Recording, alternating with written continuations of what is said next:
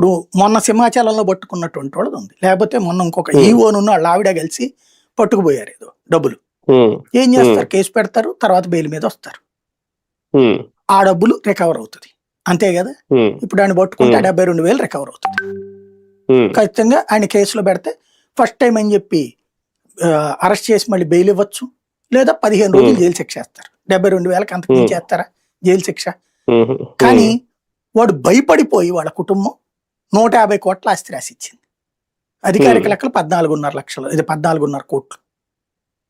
ఏకంగా ఒక సుప్రీంకోర్టు న్యాయమూర్తి తను 50 లక్షలు పెట్టుకుని రిజిస్ట్రేషన్ పెట్టాడంటే ఆయన కూడా నమ్మాడనే కదా.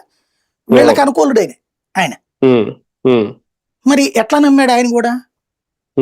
దాన్ని ఇప్పుడు పరకామణిలో జరిగితే నువ్వు చూడగా, ఇప్పుడు ఈ హుండీల్లో పట్టుబడ్డటువంటి వాటిట్లో ఏం జరుగుతోంది?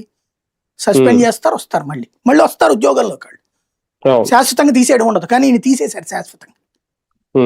ఇతన్ని రవికుమార్ అనే అతన్ని ఉద్యోగం నుంచి డిస్మిస్ చేశారు, తీసేశారు, అతన్ని రిజైన్ చేయించారు అతని చేత. ప్లస్ 150 కోట్ల ఆస్తి తీసుకున్నారు. అది చేసిన వాళ్ళ దృష్టిలో అది దేవుడి సేవ, వీళ్ళ దృష్టిలో అది దేవుడికి ద్రోహం. చిన్న కేసే అంటావా అంటే ఏమనాలా? 72,000 అంటే ఏదో ఎన్నిసార్లు పట్టుబడలేదు నాకు తెలిసి. నేను అక్కడ ఫీల్డ్లో ఉన్నప్పుడు కూడా 4 సార్లు 5 సార్లు పట్టుబడ్డారు. పట్టుబడతారు, వాళ్ళని సస్పెండ్ చేస్తారు, మళ్ళీ తర్వాత అయిపోయాక రిలీవ్ అయిపోయాక మళ్ళీ వస్తారు. ఏది జైలు నుంచి జైల్లో ఉన్నప్పుడు ఒక 6 నెలల ఏడాదో సస్పెన్షన్ ఉంటుంది, మళ్ళీ వస్తారు, ఉద్యోగం చేస్తారు. గుళ్ళల్లో ఈ హుండీలకు సంబంధించిన దాంట్లో బోల్డ్ అంత ఉన్నాయి.